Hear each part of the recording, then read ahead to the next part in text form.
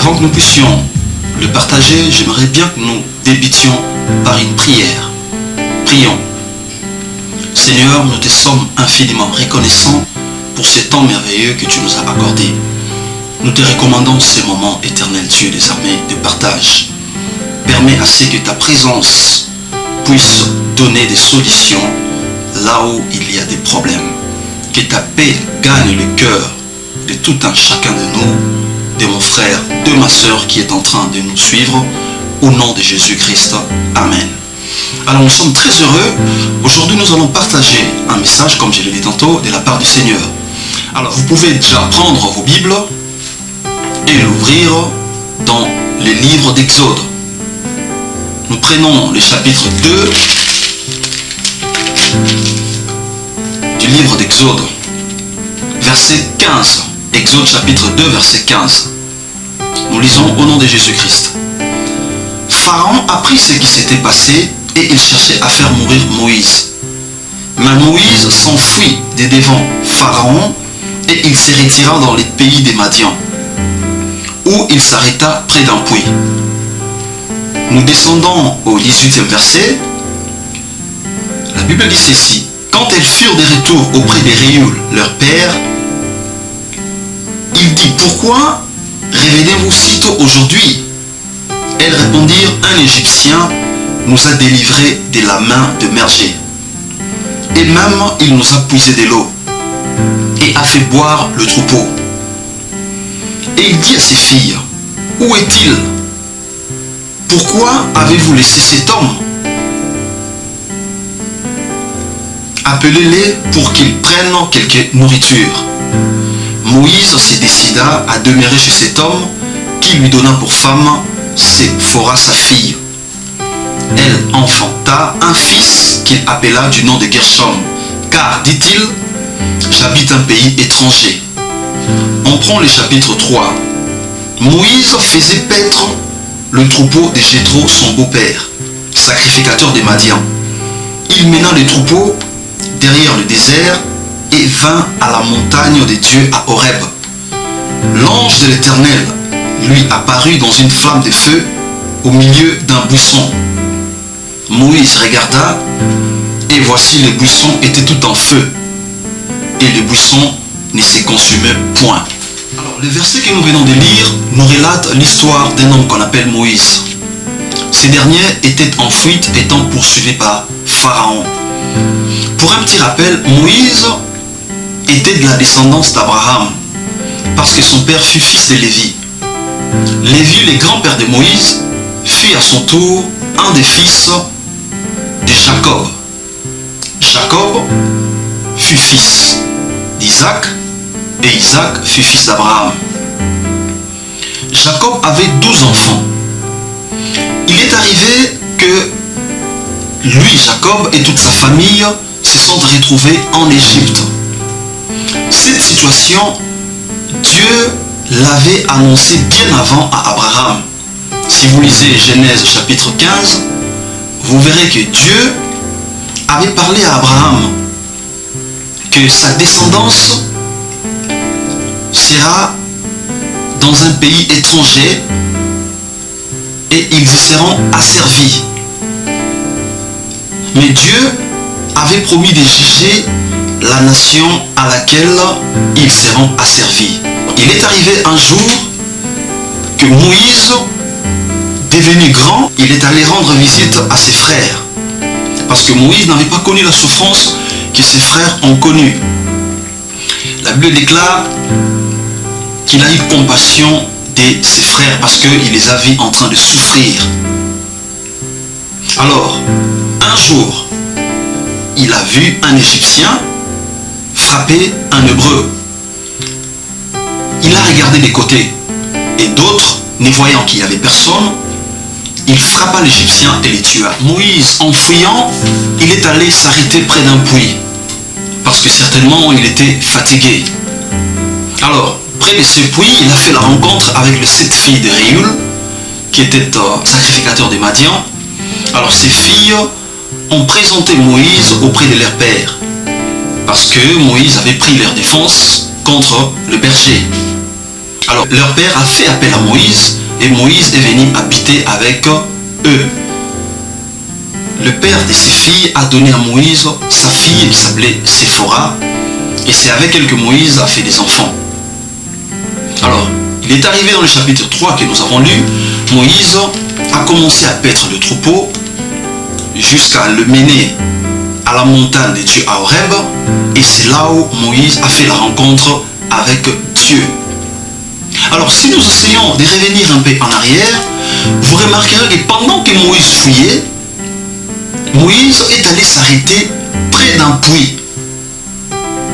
Tout le monde sait qu'un puits est relatif à une source d'eau potable. Or, l'eau représente la vie.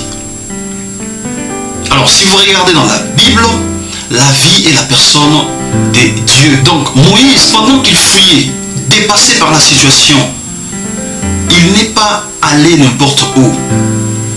Il est allé plutôt s'arrêter près d'un puits pour retrouver des forces.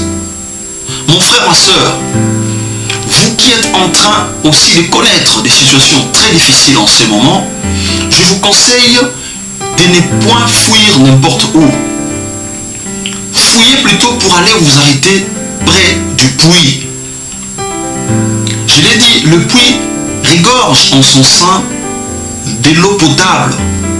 L'eau potable est le symbole de la vie. Donc ça représente Dieu.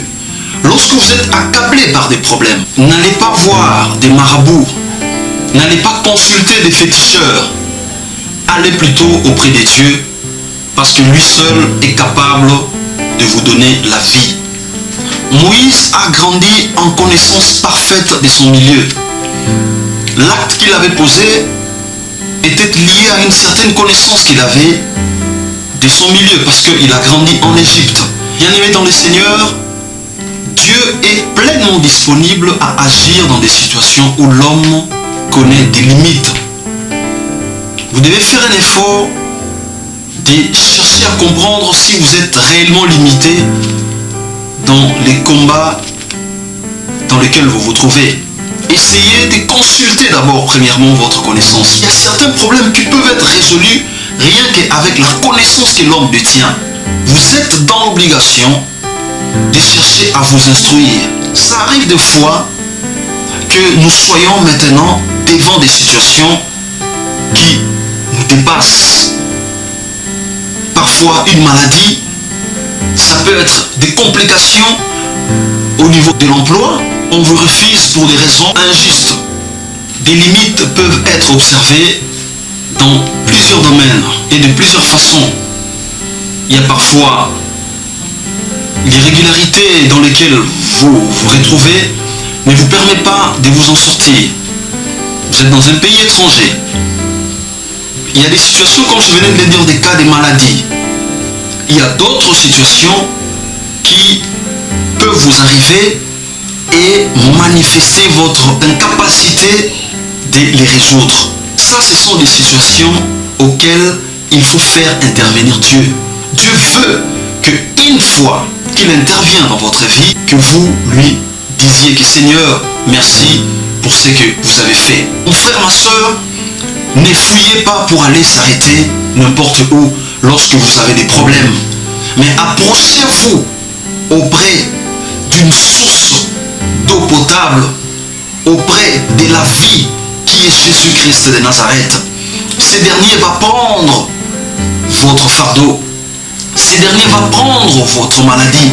La Bible déclare qu'à la croix, il a porté nos maladies, il a porté toutes nos souffrances et il nous a donné la vie. Lorsque vous rencontrez Jésus-Christ, ce dernier réorganise votre vie. Vous qui étiez voleur, vous qui étiez turbulent, vous allez redevenir maintenant un monsieur normal. Et cette rencontre va vous amener jusqu'à la manifestation des dons que Dieu a mis en vous. Et cela va vous donner la capacité de vaincre l'ennemi qui vous a longtemps combattu. Peut-être vous avez des difficultés, vous n'arrivez pas à vous en sortir. Vous êtes limité dans vos actions. Vous n'arrivez pas à vous trouver des documents. Vous n'arrivez pas à vous trouver une femme. vous n'arrivez pas à vous trouver des enfants, vous n'arrivez pas à vous trouver un bon travail, je vous dis mon frère, ma soeur, vous avez essayé avec vos connaissances pour atteindre ces objectifs, mais cela n'a pas réussi. Je vous dis aujourd'hui, détournez votre regard vers Jésus-Christ, détournez votre regard vers le Dieu Tout-Puissant. Lui seul, il est capable de vous faire revenir à une vie normale. Moïse, près du puits, a fait la rencontre qui a pratiquement changé sa vie. Parce que ce dernier était un vagabond, il fuyait, il ne savait pas où demeurer, il ne savait pas où rester. Mais le fait qu'il s'était arrêté près d'un puits, cela lui a valu la connaissance ou la rencontre avec les 7 filles de Réoul, sacrificateur des Madians. Et cela l'a amené jusqu'à trouver une demeure, à trouver même une femme, à avoir même des enfants et à trouver un boulot, c'est-à-dire paître le troupeau. Et ce boulot l'a amené à la montagne d'Horeb où il est allé rencontrer Dieu. Mon frère, le puits qui est Dieu, qui est Jésus-Christ, lorsque vous le rencontrez, ces derniers vous ouvrent des opportunités de devenir un homme normal. Jésus-Christ vous aide à réorganiser votre vie. Vous qui souffrez, vous qui avez perdu tout ce que vous avez, je vous demande de vous arrêter auprès de Jésus-Christ, de consulter Jésus-Christ. Alors, nous allons lire un petit verset dans le livre de Matthieu chapitre 11. Matthieu chapitre 11, verset 28. La Bible nous dit ceci. Matthieu chapitre 11, verset 28. Venez à moi, vous tous qui êtes fatigués et chargés, et je vous donnerai du repos. Voilà la parole qu'a prononcée Jésus-Christ à l'endroit de tous ceux-là qui ont des problèmes, qui ont des fardeaux. Ne fuyez pas n'importe où, mais allez plutôt auprès de Jésus-Christ. Ce dernier va vous donner du repos. Écoutez la suite de ces versets. Prenez mon joug sur vous et recevez mes instructions, car je suis doux et humble de cœur, et vous trouverez le repos pour vos âmes, car mon joug est doux et mon fardeau est léger. Lorsque vous faites la rencontre avec Dieu, Dieu va vous élever, parce que la Bible déclare que l'élévation ne vient ni de l'Orient, ni de l'Occident, mais l'élévation vient de l'Éternel. Lorsque vous faites la rencontre avec Dieu, par le fait que vous vous êtes arrêté près du puits, par le fait que vous avez accepté de venir auprès de Dieu, ce dernier va vous donner la victoire sur votre ennemi. Ce dernier va vous donner la victoire sur tout ce qui vous a toujours dérangé. En tout cas, bien-aimés, laisse que Dieu vous bénisse pour l'attention particulière que vous avez apportée à ces messages. Et c'est ici, mettons un terme à notre message. Que Dieu vous bénisse. À la prochaine.